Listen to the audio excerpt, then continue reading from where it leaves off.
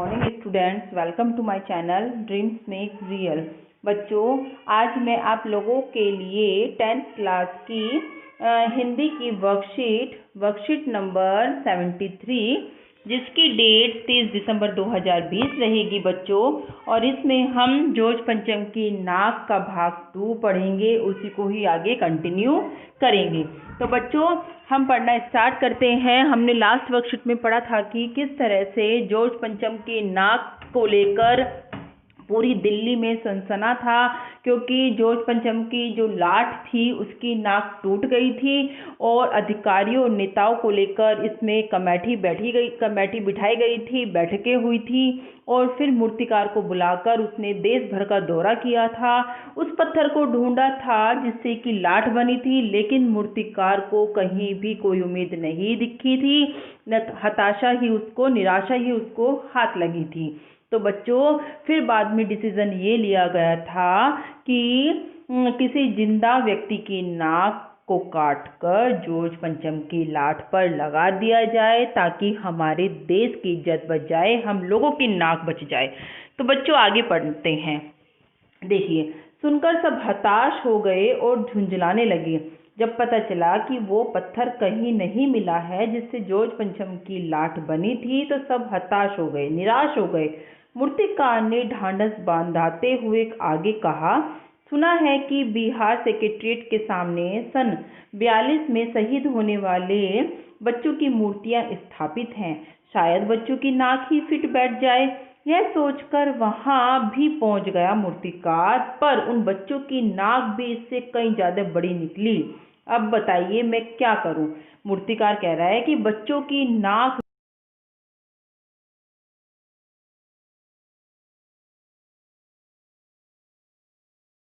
तैयारियां चल रही थी। जोज पंचम की लाट को मल मल कर नहलाया गया था, रोगन लगाया गया था। मतलब रोगन का मतलब यह है कि उस पर पेंट किया गया था, चमकीला पेंट उस पर किया जा रहा था।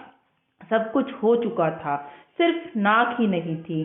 बात फिर बड़े हुक्कामों तक पहुंची, बड़े अधिकारियों और बड़े नेताओं तक पहुंची। बड़ी खलबली मची। अगर जोज पंचम के नाक न लग पाई तो फिर रानी का स्वागत करने का क्या मतलब है? यह तो अपनी नाक कटाने वाली बात हुई।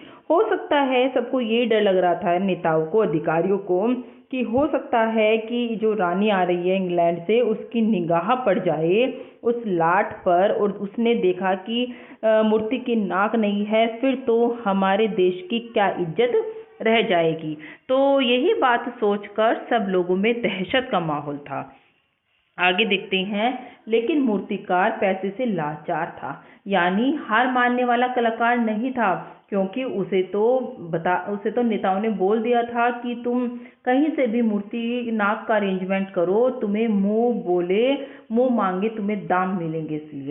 इसलिए मूर्तिकार पैसों के सामने हार मानने को बिल्कुल भी तैयार नहीं था, बिल्कुल भी झुकने को तैयार नहीं था। एक हैरत अंगेज ख्याल उसके दिमाग में कांधा और उसने पहली शर्त दोहराई कि जिस कमरे में कमेटी बैठी हुई थी उसके दरवाजे फिर बंद हुए और मूर्तिकार ने अपनी नई योजना पेश की, क्योंकि उसे ये था कि अगर जो भी हम विचार या योजना बनाते हैं, अगर वो सिगरेट नहीं रखी गई तो फिर योजना कामयाब नहीं होती। तो इसलिए दरवाजे बंद किए गए, योजना को सिगरेट रखा गया। चूंकि नाक लगना एकदम बहुत जरूरी था, इसलिए मेरी राय है कि 40 करोड़ में से कोई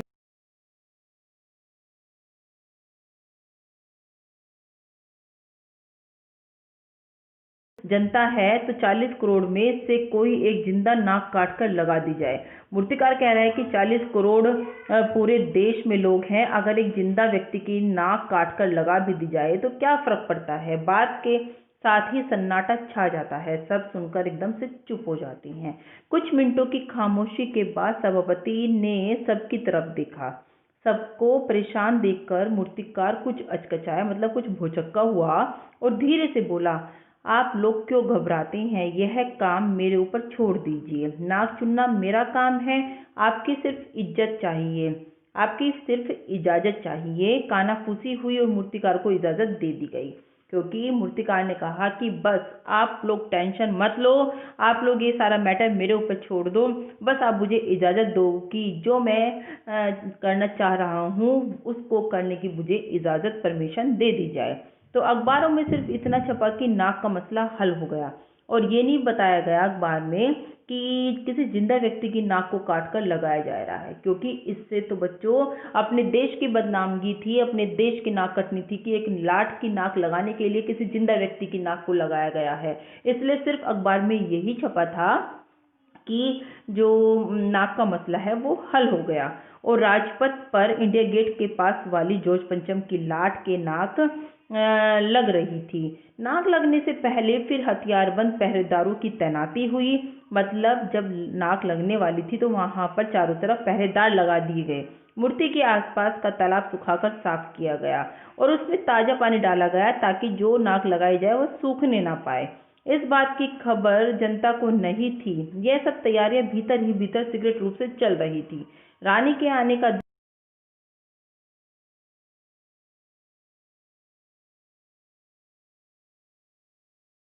लिए उसने कमेटी वालों से कुछ और पैसे मांगे, कुछ और मदद मांगी, वह उसे दे दी। लेकिन इस हिदायत के साथ भी एक खास दिन हर हालत में नाक लग जानी चाहिए, और वह दिन आ गया। जॉर्ज पंचम की नाक लगा दी गई।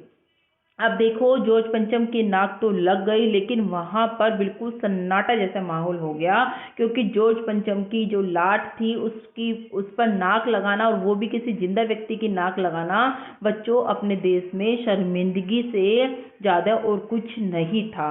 देखो, और ये सब किस लिए हो रहा था कि इंग्लैंड की रानी आने वाली थी। इंग्लैंड की रानी को दिखाने के लिए किसी जिंदा व्यक्ति की नाक को लाट पर लगाना उन्हें बड़ा शर्मिंदगी महसूस कराना था। सब अखबारों ने खबरें छापी कि जॉर्ज पंचम की जिंदा नाक लग गई है, यानी ऐसी नाक जो कतई पत्थर की नहीं लगती। लेकिन उस दिन के अखबारों में एक बात गौर करने की थी कि उस दिन देश में कहीं भी किसी उद्घाटन की खबर नहीं थी, किसी ने कोई फीता नहीं काटा था, कोई सार्वजनिक सभा नहीं हुई थी, कहीं भी किसी का अभिनंदन, कोई अभिवादन नहीं हुआ था, कोई मानपत्र भेंट करने की नौबत नहीं आई थी, किसी हवाई अड्डे या स्टेशन पर स्वागत समारोह नहीं हुआ था, किसी का ताजा चित्र नहीं छपा था। मतलब अखबार में उस दिन बिल्कुल सन्नाटा था, कोई नई ताजा खबर उस दिन नहीं छपी थी। केवल उनको तो खामोशी इसलिए छाई हुई थी कि लाट पर जिंदा व्यक्ति की नाक लगा दी गई है, और ये हमारे लिए बड़ी शर्मिंदगी की बात है। सब अखबार खाली थे, पता नहीं ऐसा क्यों हुआ था। नाक तो सिर्फ एक चाहिए थी, और वह भी बुत के लिए। मतलब एक बुत के लिए, एक पुतले के लिए, एक लाट के लिए जिंदा व्यक्ति की नाक को लगाना शर्मिंदगी से बहुत ज्यादा था। तो बच्चों, अब इसके शब्दार्थ तो हमने रोगन का अर्थ देख ही लिया है। चिकना लेप किसी वस्तु को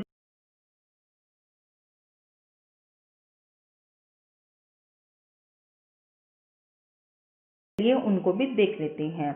जॉर्ज पंचम की नाक को फिर से लगाने के लिए मूर्तिकार ने क्या क्या प्रयास किए। बच्चों देखो, पहले जॉर्ज पंचम की नाक लगाने के लिए मूर्तिकार ने देश भर का दौरा किया। उस पत्थर को ढूंढा जिस पत्थर से जॉर्ज पंचम की नाक बनी थी, लेकिन कहीं भी वह पत्थर ना मिलने से हताश होकर अंत में मूर्तिकार ने जिंदा व्यक्ति की नाक को जॉर्ज पंचम की नाक पर लगा दिया। क्योंकि जब उसे निराशा हाथ लगी, कहीं पर भी देश भर का दौरा करने के बाद वह पत्थर ही नहीं मिला। फाइलें खंगाल दी गई, लेकिन फाइलों में कुछ नहीं मिला कि वो पत्थर कहाँ से लाया गया था। तो अंत में जिंदा व्यक्ति की नाक को लगाया। प्रश्न नंबर 2 देख लेते हैं कि नाक लगाने से पहले क्या क्या तैयारियां की गई थी। नाक लगाने से पहले, लगाने लिख लेना बच्चों यहाँ पर, नाक लगाने से पहले हथियारबंद पहरेदारों की तैनाती की गई थी, और आसपास के तालाबों को सुखाकर ताजा पानी डाला गया ताकि जो जिंदा नाक लगाई जाने वाली थी वह सूखने ना पाए। प्रश्न नंबर 3 देखते हैं, अखबारों ने जिंदा नाक लगाने की खबर को किस तरह से प्रस्तुत किया था। अखबारों ने जिंदा नाक लगाने की खबर को बिल्कुल शांतिपूर्ण ढंग से प्रस्तुत किया, और सिर्फ इतना लिखा कि नाक का मसला हल हो गया है। क्योंकि बच्चों, अपने देश की इज्जत का सवाल था। अगर अखबारों में छाप देते कि किसी जिंदा व्यक्ति की नाक को लगाया गया था, तो अपने ही देश की बदनामगी बिल्कुल मतलब एकदम साफ थी। इसीलिए सारे अखबार चुप थे, बस सिर्फ लिखा था कि नाक का मसला हल हो गया। जॉर्ज पंचम की नाक लगाने वाली खबर के दिन अखबार क्यों चुप थे? जॉर्ज पंचम की नाक लगाने वाली खबर के दिन अखबार इसलिए चुप थे क्योंकि किसी जिंदा व्यक्ति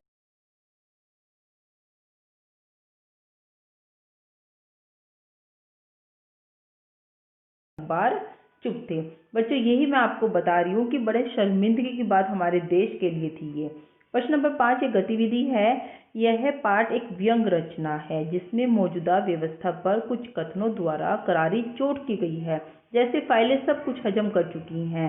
इस पाठ में प्रयुक्त इसी प्रकार के बहुत सारे कथन यूज हुए हैं, हमें उन्हें ढूंढ कर लिखना है। देखो बच्चों, मैंने 5-6 कथन ढूंढ कर लिखे हैं आप लोगों के लिए। छोटा सा भाषण फौरन अखबारों में छप गया। 1-2 नंबर पे देख लेते हैं। शंख इंग्लैंड में बज रहा था और गूंज हिंदुस्तान में आ रही थी।